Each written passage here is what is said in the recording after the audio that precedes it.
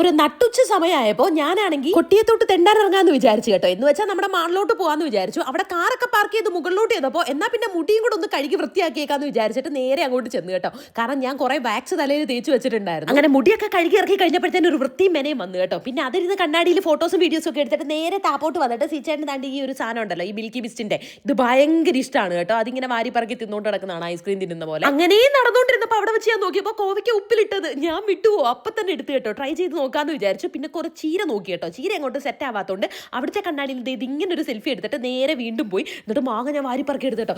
എനിക്ക് മാങ്ങ ഭയങ്കര ഇഷ്ടമാണ്. അങ്ങനെ അത് വാരിപ്പറക്കി എടുത്തിട്ട് സീച്ചേട്ടന് വേണ്ടി ആപ്പിൾ എടുത്തു. ഏട്ടനാണ് ഈ ആപ്പിൾ തിന്നുന്നത്.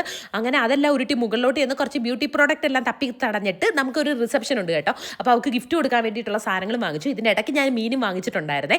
അങ്ങനെ അത് പൊതിയുന്നത് നോക്കിക്കൊണ്ട് നിന്ന് ഈ സാധനങ്ങളെല്ലാം ഡിക്കിയിൽ വാരിപ്പറക്കി ഞാൻ വെച്ചു. ഈ സമയത്ത് ഞാൻ എൻ്റെ ശ്രീചേട്ടനെ ഞാൻ ആലോചിച്ചു കേട്ടോ. കാരണം എന്താണെന്ന് വെച്ചാൽ ഈ സമയത്താണ് ശ്രീചേട്ടൻ ഇങ്ങനെ വാരിപ്പറക്കി പണ്ടെടുത്ത് വെക്കുമായിരുന്നു.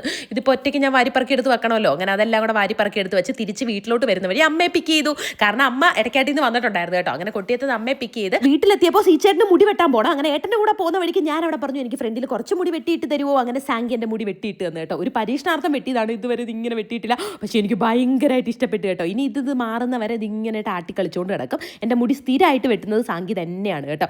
അങ്ങനെയാണ്. അപ്പോൾ അത്രയേ ഉള്ളൂ. Tata bye, see U.